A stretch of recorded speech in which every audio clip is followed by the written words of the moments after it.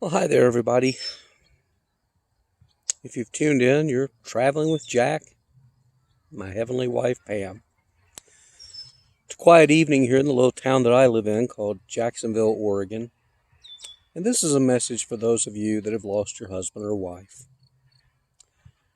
It's approaching 8 months for me now, and I usually try and have inspirational words of what's helping and what can make you feel better. And I wanted to share with you, though, that there's some of those times you just don't feel like making the effort to feel better. Um, you just miss them. And you just want to cry and ask why. Why are you still here? Why are they not? It's just part of it. And I think I've come to the realization that that's okay if we want to do that. It's okay to sometimes just sit back and cry. This is one of those days that I just miss Pam so incredibly much. I'm out here in a beautiful area, taking a walk. I've got to go back to work in about another 45 minutes. But this is a little walking trail behind the church that we attended. And that's probably what made me a little sad. Pam loved going to church. I loved attending with her as a couple. That's one of those activities now that, well, of course, with coronavirus, we can't attend church services anyway, but it's just one of the many things I miss. I'm sure you feel the same.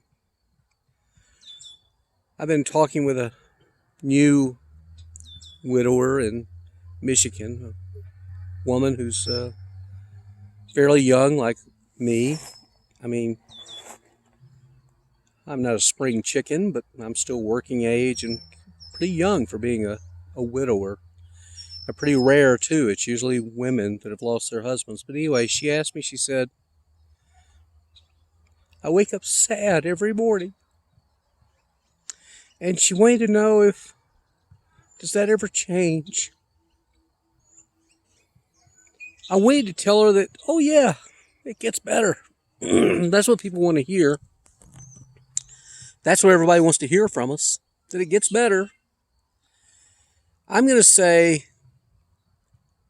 it does get a little better. But I'd be lying if I didn't tell you that every morning when I do wake up, there's a bit of sadness that overcomes me because you just miss them so very, very much. You miss waking up to somebody in the bed next to you. You miss going to bed with that person. You miss having coffee with them. You miss having lunch. You miss having dinner.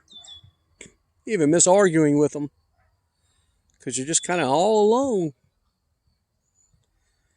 And if you're like me, I'm not going to be whiny, but our closest friends that I would consider good friends who really knew me and Pam are several hours away, and our children are over 2,000 miles away, and that's fine. I want them to get on with their lives, but it can be a pretty lonely, isolating thing, not being with your spouse anymore, your husband or your wife or your significant other. Even somebody who maybe didn't officially marry but lived together for a long time. They know what we're talking about. So that's about it. I just wanted to let you know that you're not alone, that if you have those days where you just feel frickin' sad and you want to cry and you want the world to know that you're sad, it's okay. I think we're allowed to have those days. It's kind of like that movie Castaway. I watched it the other night and probably shouldn't have. Those last few scenes, ooh, they get to you. But I like what Tom Hanks says near the end, after he realizes the woman he loved his entire life, who thought he was dead and she remarried. He told his friend who'd also lost his wife. He said, you know, the sun will still rise, the sun will still set, and who knows what the tide will bring in that day. And I guess that's why we keep going, don't we? We never know what the tide could bring in. I hope it's something good for each and every one of you. Bye now.